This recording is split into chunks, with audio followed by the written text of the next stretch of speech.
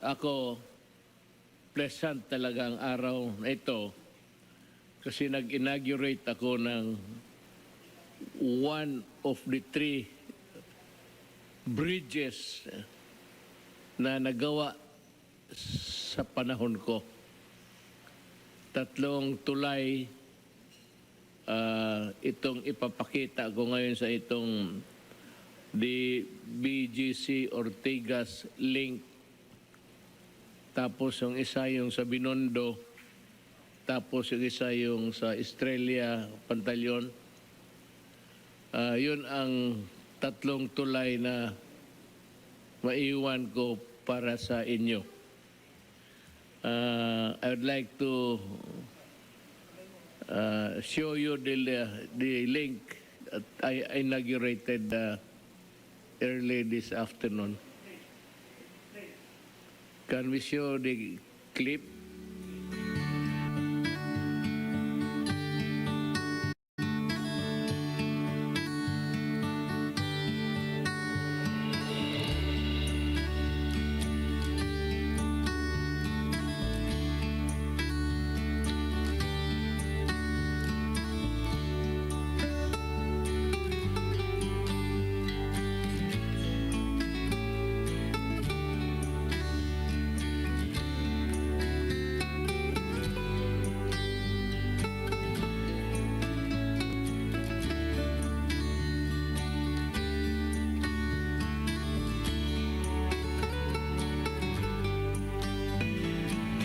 One of the longest bridge ito sa Manila.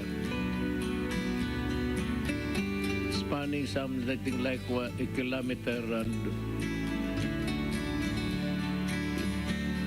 kunting 1 kilometer plus to. And it will reduce traffic because kung mga taga BCJ, you go in out of Manila or the Ortigas guys, yung center link, you skip EDSA. And the travel time for you to cross the bridge and be in your place of work or your intended destination will be 12 minutes. So, malaking bagay yan. At salamat sa mga taong who joined us to give us the update sa ating discussion. We go now to the important things that we have to discuss. As of today, we have already received more than 71 million vaccine doses against COVID-19. Of this number, around 46 million doses were purchased by government, 16 million were donated by COVAX, and 5 million were purchased by the LGUs, while more than 3.6 million doses were donated by other countries. To date, more than 45 million vaccine doses have been administered nationwide, of which 24 million doses were given as first shot. Dalawa kasi yan while the number of fully vaccinated individuals is now more than 21 million, or 27.36% of the country's eligible population. At this point, I think we have a slide to show how we are faring in our fight against COVID. Ayan.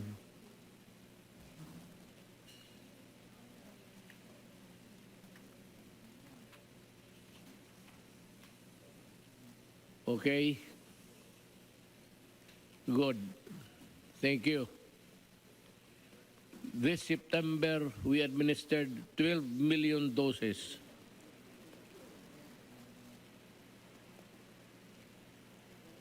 Hopefully, we can further improve this number in the following weeks and months as vaccine supplies are now arriving steadily, with October promising to be a strong month in terms of supply. The national government aims to administer 10 to 15 million doses by October and bring the total number of fully vaccinated individuals to about 25 to 26 million. Indeed, the administration of the first and second shots of the vaccines have steadily improved in many regions as well as key cities throughout the country. Thanks to the collaboration of our national government, our LGUs, local government units, as well as other partners and stakeholders. More than 7 million residents, or 72% of the NCR's target population, is now fully vaccinated, while almost 86% have received at least one shot of the COVID-19 vaccine. Meron pa na iwan na hindi pa na, ewan ko kung bakit, that they have to have their bakuna. May bakuna naman, sana magpabakuna na talaga. Meanwhile, major cities in Luzon, Visayas, and Mindanao have breached the 35% mark in terms of fully vaccinated individuals, and several to have almost reached 50%. The percentage of partially vaccinated individuals in various regions follow closely, and we hope that this will increase in the coming weeks and months ahead. For the last quarter, we target more than regions and cities throughout the country to reach 50% or more than, well, around that number, 50% before Christmas. Finally, I am very pleased to let you know that the IATF today acted on my recommendation to open the vaccination program to the general population immediately, and also to begin the inoculation of our 12 to 17 years old children against COVID-19 as a pilot in key cities starting October 15. So meron na, punta ka na lang doon, wala nang tanong, basta sabihin mo lang na gusto mo pang 10 na siyat, mamamatay ka niyan, sigurado yan. You know, there are people really who are not contented, or hindi sila kumpante sa second or third shot. But, you know, the medical experts, meron yung pangdagdag sa antibodies mo. If you really want a multiple vaccine, have yourself check yung ang population ng antibodies mo. Kaya kung mayroon, huwag mong sobrahan kasi masama. It is not good. Yung iba kasi nagpapaano sigurista. But any doctor would tell you that it is bad. Bad as bad. Biro mo, i-inject mo yung maraming nako. They are viruses na pinapasok sa katawan mo. Baskin ba sabihin mo na yung iba patay. Pagdating yan doon sa katawan mo, mag-resurrection yan. So you have a problem again. Yung pangalawa pa, check out the vaccinations that are being done daily. At baka magsali ka na doon sa second shot mo para kumpleto na. Tama na yung 2 doses. Huwag ninyong sobrahan. Delikado. At alam mo, when you do that in multiple, hindi ka magsabi ng totoo, you deprive your countrymen, the others na hindi pa, sa isang bakuna na maibigay doon sa kapwa mo tao. Ganon yan eh. Pag masyado kayo, na mayroong iba, may second, third, fourth, fifth, hindi naman kailangan. And it does not add really to the full protection of your body. You can even get contaminated again. So, wag mong kunin lahat o yung style na sa Bisaya yan, ano bang sa dinaw, ano bang dinaw sa Tagalog? Gusto mong, basta lang akala mo, in your poor judgment, kailangan mo ba ng 3-4, when you do that, you deprive the others. Maski na sabihin mo 1-2. There are a lot of Filipinos who have yet to receive the vaccines. Kindly be, how do I do that? Kindly be so passionate about the whole thing. Kapwa mo tao. Meanwhile, many major cities in Luzon, Visayas, and Mindanao have breached the 35% mark in terms of fully vaccinated individuals, and several to have almost reached 50%. The percentage of partially vaccinated individuals in various regions follow closely, and we hope that this will increase in the coming weeks and months ahead. May mga bakuna may dumating. Kasasabi lang ni Secretary Galvez o Secretary Duque na ang Amerika nagbigay bago 5 million. Ang bait ng Amerika. Baka pupunta ako doon. Just to thank the American government and the people. Ano bang itsura ng Amerika?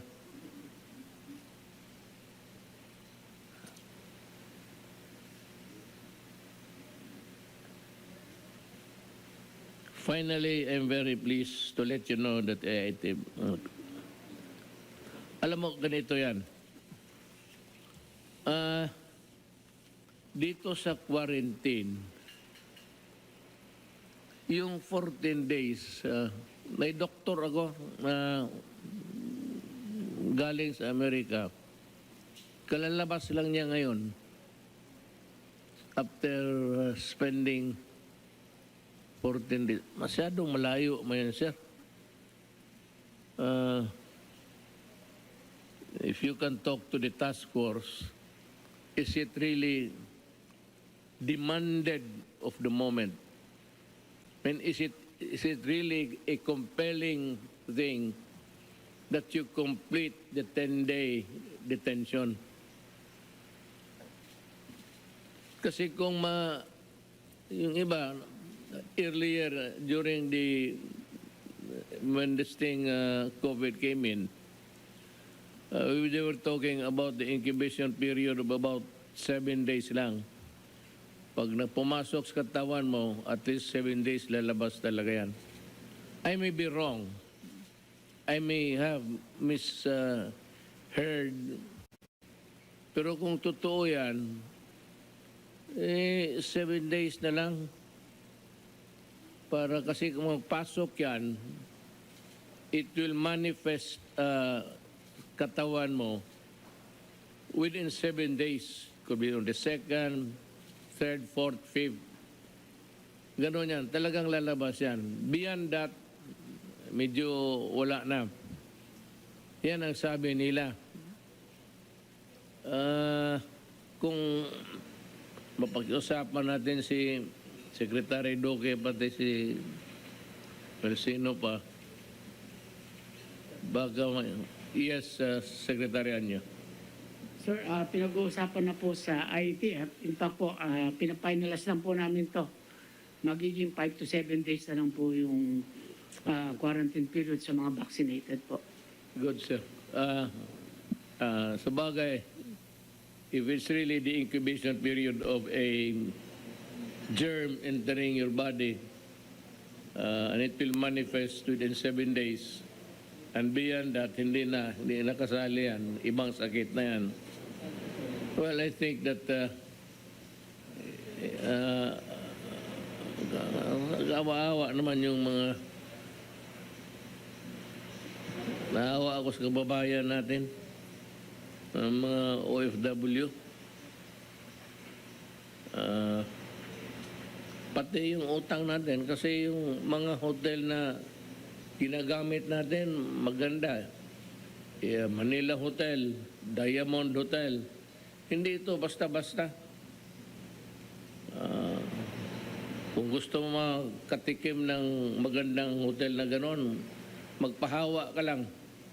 Mamili ka ng hotel gusto mo. Yung mga bata ka, hindi ka man dalawa kayo ng girlfriend mo magpahawa, mag-honeymoon ka na doon. Medyo may lagnat lang na konti, pero okay na. Now, dito tayo sa Blue Ribbon hearings. Actually, ganito. Ang gustong ipalabas talaga ni Gordon na may kickback ang mga opisyal. Kung hindi ako, sino ang gusto niya? And he's out really to find something which is not there. Alam mo, Senator Gordon, hindi naman kami masyado talagang mahirap sa buhay. Kontento na kami at yung kabinete ko sa kinikita nilang sweldo. Ikaw pinipilit mo lang kasi naghahanap ka na talaga kung meron bang kickback. Ay sabihin ko sa iyo, insofar as we are concerned here, wala po. Hindi namin sakit yan. At ako sabi ko, kung gusto kong mag-kickback, bakit hanggang patapos na ako? What's the point? I have been mayor for 23 years. Di inumpisahan ko na sana. Di may mansyon na sana ako kagaya ninyo. Ayan man ang totoo. Bakit ako magsikripisyo ng 23 years kung mayroon man talagang pera na makukuha mo? Di ba? Ngayon, ikaw, ang problema mo ganito. Sinabi mo, bakit bang Pangulo ay dipensahan ang mga sangkot sa anomalyang ito? Why does he lower his dignity? Bakit hindi magtanong ang Pangulo si Leon Silao? Iyon no, ganun lang yan. Pakunwari lang. But actually, kami ang tinatarget mo, si Doke, si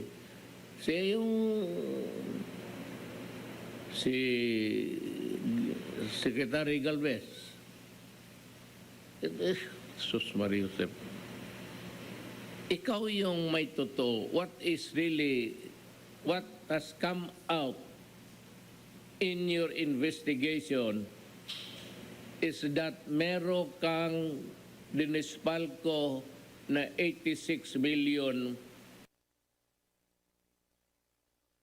out of the 146 na hiniram ninyo, 86% ang kinuha mo, o 86 million.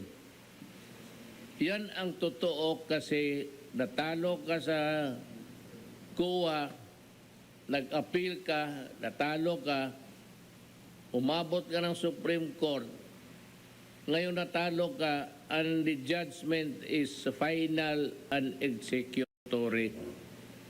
Wala ka nang magawa dyan, kundi bayaran isa uli mo ang pera, Dick Gordon. Return the money. Itong investigasyon mo wala pa. Ang totoo dito ang lumabas, sabi ng COA na walang korupsyon, walang overprice at delivered lahat. Eh ano pa ang gusto mo? Sige kakalka, naghahanap ka. Kasi gusto mo sigurong nasa TV ka araw-araw. Libre kasi ang exposure. Mga kababayan ko, kung ito si Gordon, sa katagal na nito sa Senado, ganon pa rin ang pinapakita niya.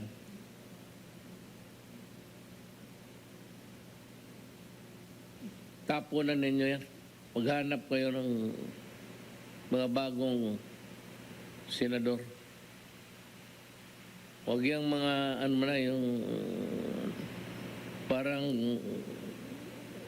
despot na, parang hari na hindi ka pasagutin. Kung yung tanong mo, may sagot siya na gusto mong sabihin. Kung ayaw niya, magagalit ka. Anong klase?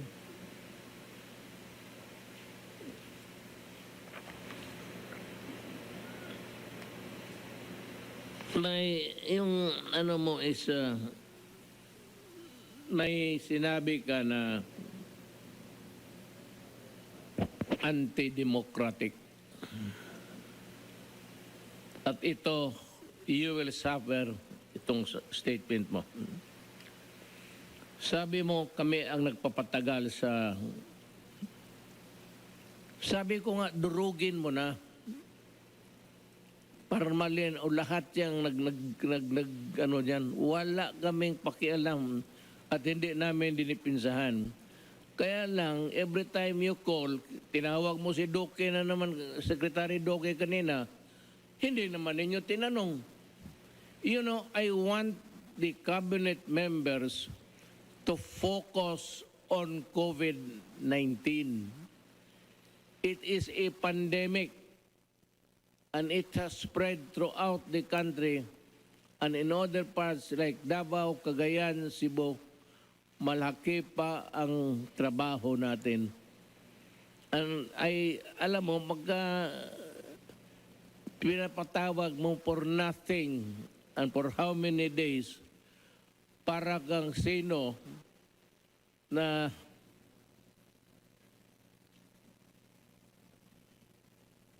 Sus Gordon, oy. Maluya man ako sa iyo.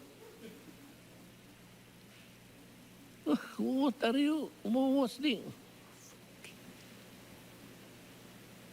Wala ka mang nakuha hanggang ngayon. Na, walang corruption. Lumalabas to yung baho mo. Ikaw ang may kailangan ngayon. As a matter of fact, we will be filing a case against you for malversation. Not as a senator. Dinikit mo yung PDAF mo dyan sa red. Anak ng witing ka. At gidrawing mo yung muka mo. Ang muka mo na dyan, lahat nakaplastar. That is a cheap propaganda. That is the Filipino people spends for that. Ang gusto namin malaman, kasi yung pera ng 86, I think, o 88 million na PDAF mo, sinali mo doon sa pera ng you commingled it, gikurambos mo, tawag dyan sa Bisaya. So mahirapan tayo ngayon maghanap niyan. It has to be an audit. Kasi pag hindi yung mag-audit yung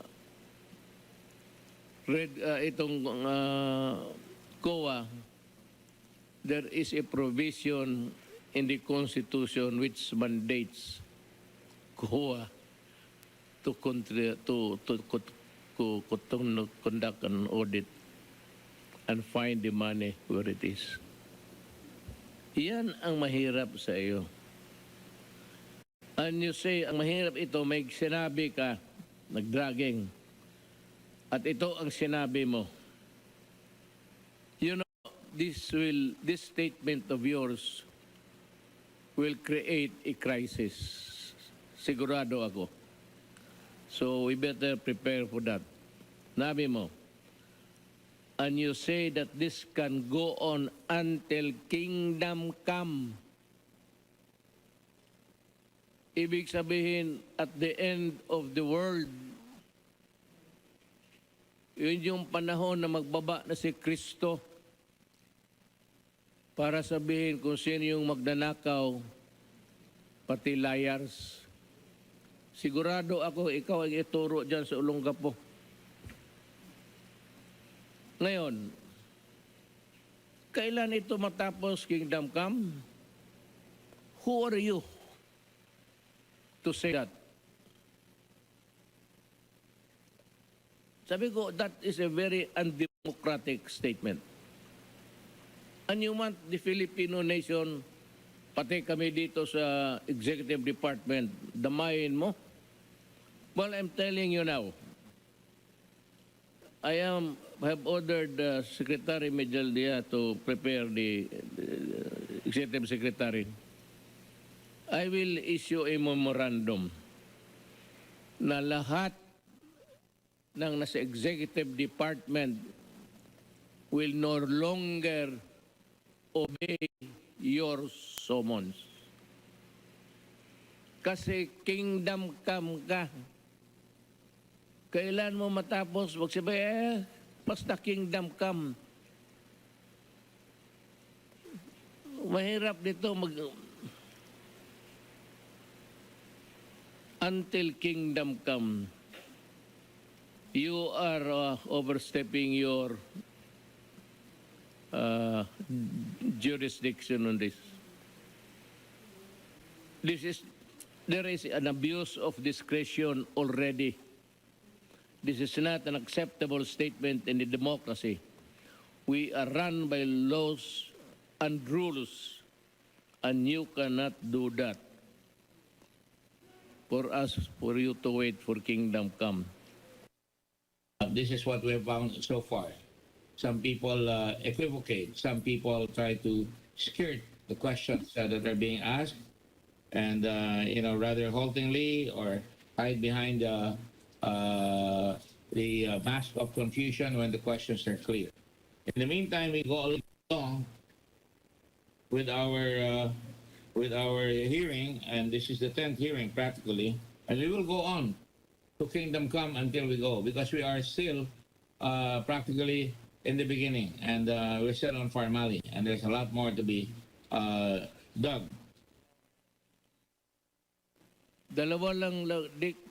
Alam mo, dalawa lang kayong nagsabi niyan ng kingdom come. Hesus Kristo pati ikaw. Na-realize mo ba yan?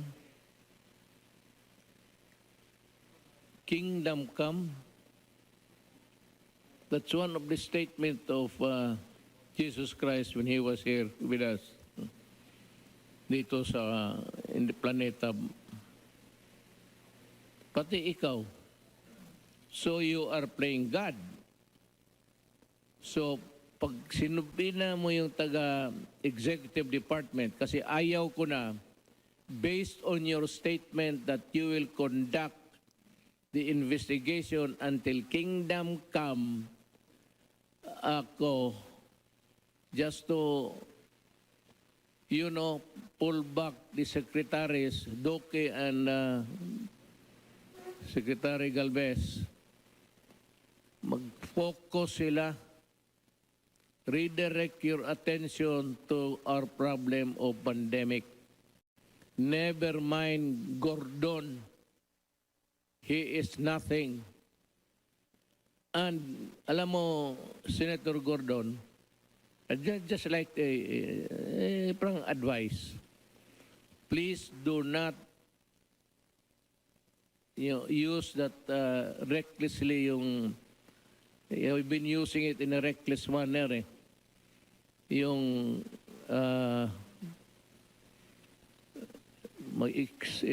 I-contempt mo yung mga official ko. you know, the procedure there is yung methodologies,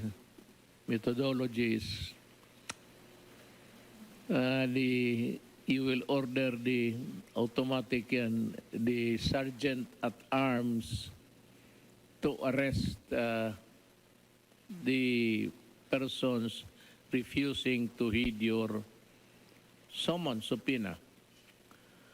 So, hulihin niya ng sergeant at arms. I said that you have gone out of bounds amounting to lack of jurisdiction. So, sabihin ko sa sergeant at arms ngayon, do not ever attempt to arrest anybody. Kasi ikaw ang arestuhin ko.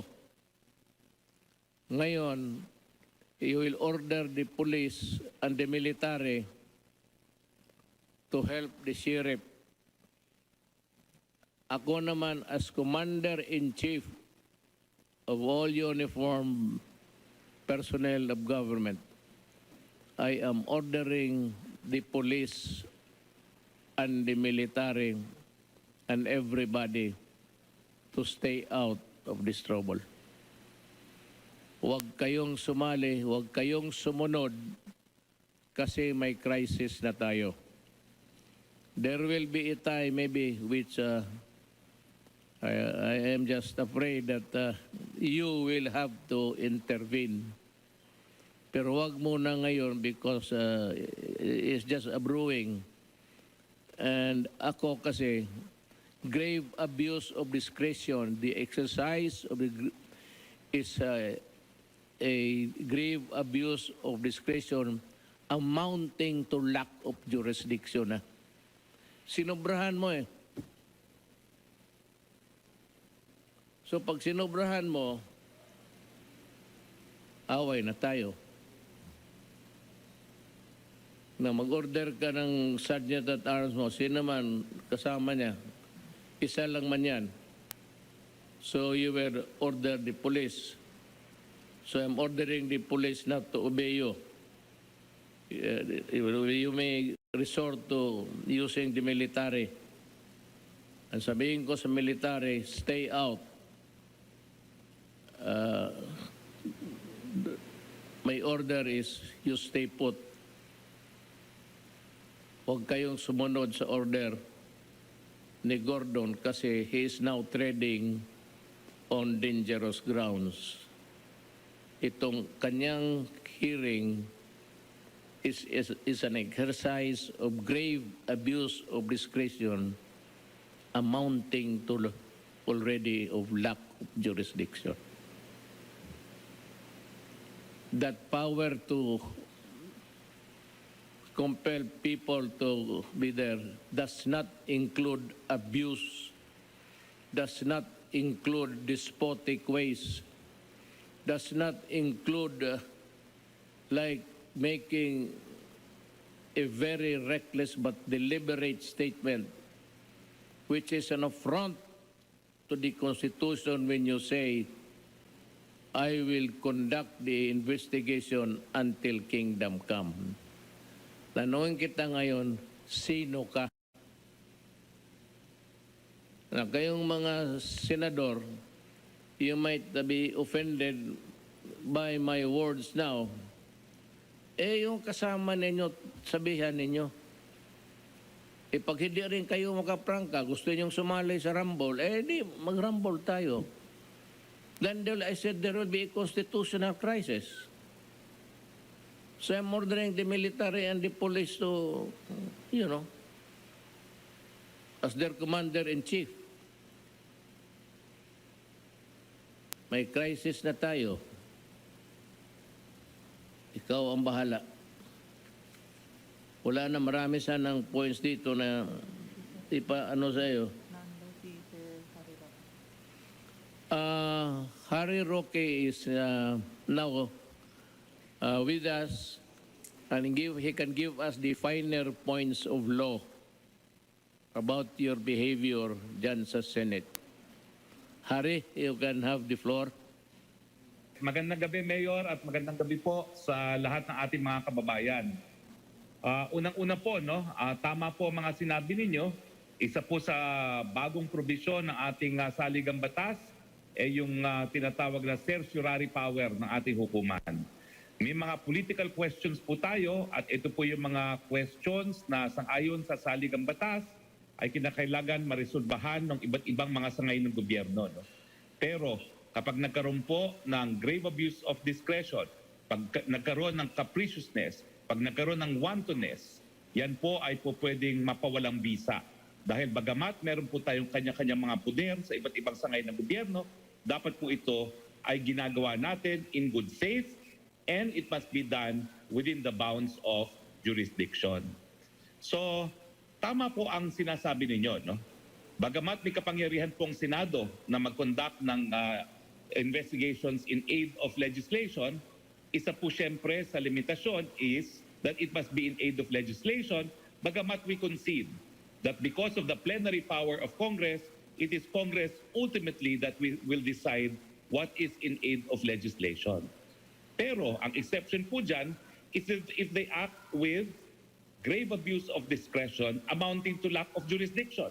At sa tingin ko po, yung sinabi ni Senator Gordon that he will conduct the hearing till kingdom come, knowing na ang mga nagpa-participate po sa hearing ay ang mga kaparehong mga kalihim na in charge po sa COVID response ng ating bansa. Ang DOH Secretary, ang vaccine SAR, ang testing SAR, ayan po ay tantamount already to grave abuse of discretion.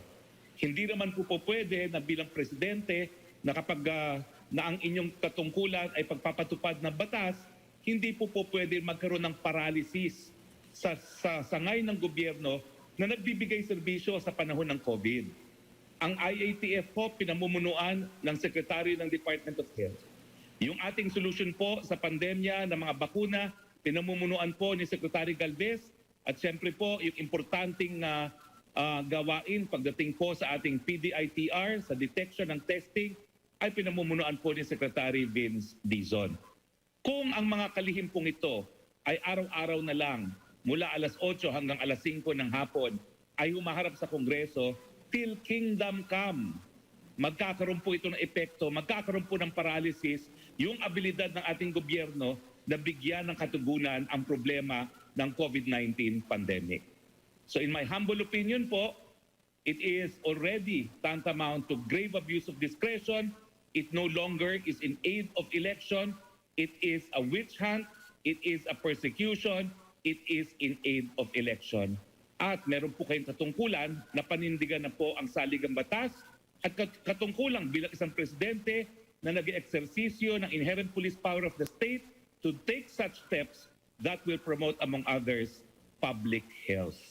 Yun lang po ang aking humble opinion at sa tingin ko po, tama po, there is a constitutional crisis dahil inutusan niyo po ang mga kapulisan na magsumunod sa contempt powers ng Senado, pero the Constitution po is written in a way na there should be auto limitations in the way the powers of the three branches of government are exercised. And where there is grave abuse of discretion, that auto limitation will result in an equilibrium.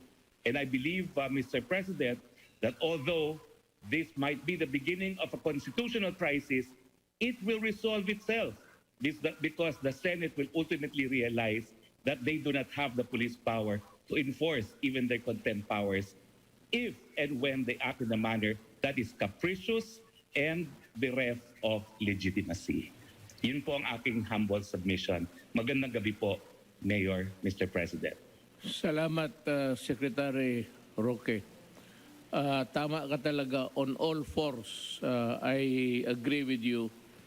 You articulated my sentiments. I was not really able to give it the way that you're doing kasi batas na at pinag-aralan mo and you are a constitutionalist, professor ka ng Constitution. Alam mo talaga lahat. And besides, yung maski na ordinary lawyer or ordinary person. Pag sinubrahan mo yung power mo, then there is a grave abuse of discretion. Then pagka ganon, it would go out to something like in excess of or lack of jurisdiction na. Kaya ako, I will protect the people of the Republic of the Philippines by calling all the secretaries involved in the fight against COVID to stay focused. Kung pinapatawag nila yan, may mga decisions sa araw-araw, ilan, they have to make critical and crucial decisions. And if they spend most of their time, pinapatawag doon, parang boy, paupuin mo lang, medyo malabo yan. Dick. Ano talaga, yung very appropriate yung pangalan mo. Dick. How is your health?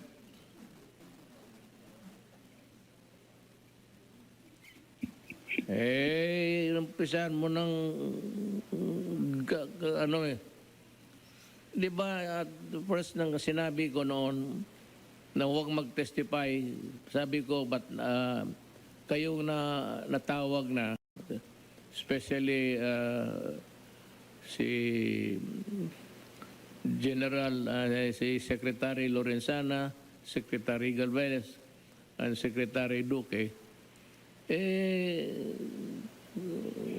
huwag naman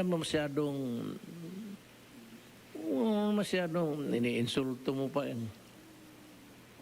You know, you do not have that right to insult people and to shout at people and to interrupt the truth. Pinuputol mo Pinuputol mo because of your power as a senator. So this time, I will castrate you. Hindi ko na papayagan ang mga tao. Okay, kailangan ko yan saka COVID. Inuubos mo yung panahon nila. So tayo na mag-away. So ngayon, I'm sure that you will use your contempt powers. Hanggang diyan ka lang. Yan siya, Sergeant at Arms mo. Sus Mariusep, ipa-aresto ko yan. Sino man tawagan mo? Police? I'm ordering the police now to stay out. Do not obey the Senate. So, and the military, if Gordon feels like calling upon you, again, the same order, stay out. Stay out because there is a brewing constitutional crisis here. Not of our own making. Hindi sa amin nanggaling yung the fault does not lie in us. Ako nga pumayag, ako sabi ko, sige, total umpisa naman ninyo. Pero sumusobra ka na So, ang iyo talaga, naghahanap ka ng butas na makita, nagtanggap kami ng pera. Yan ang gusto mong mayari. Sos Gordon. Kasi hindi mo kami kilala. Akala mo lang, if you have been to the ways of corruption, gaya ikaw, PDAF. What's the PDAF actually? PDAF is corruption. Wala mga talaga nawawala na ang pera dyan sa gobyerno dahil dyan sa PDAF na yan. It cannot be accounted. Billions. Billions of PDAF cannot be accounted for already. Because yung auditing is already an impossible task. So, yan, dinikit mo yan. It's that dinikit mo yung pera dyan sa Red Cross, tapos you're using the facilities to promote yourself. Be careful. Be careful, Dick. Be careful in exercising the powers of government. There is always a limit to what you can do. So sabi ko, na nagwawala ka na, kapunin kita. And that is what's going to happen. I'm sorry it has gone this way. I do not want it. That's the last thing that I would want to do, quarrel with a separate body. But I can only take so much. Yung kingdom come na yan means that you can summon everybody again araw-araw to the detriment of the workings of government. That is not good. I do not want that to happen.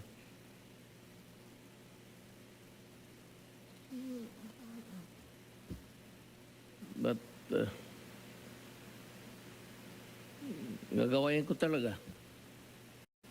So yung ito, Dick, yung positive, yung false positive ng RT-PCR test conducted by PRC, I have learned that out of the PSG personnel, whereby 187 out of 213 tested positive in the PCR Manila laboratory, yet tested negative in their confirmatory test. If we have 187 positives in the PSG, it would mean that 3 or 4 personnel or individual that you need also to put to test or put in quarantine as contact traced individuals. Maubos ang tao ko sa kung yung lahat na dumaan mag-anak ng. This is not acceptable. Dick. I do not want my PSG to be placed in jeopardy. So, yun lang, Dick. Tulog ka na. And prepare tomorrow. Because tomorrow, you will be one of those impotent by your making an impotent worker of government. Hindi mo kasi naintindihan yung senador-senador. Ang highfalutin titles. We are all workers of government. Remember that. So, iwanan na kita dyan, Dick.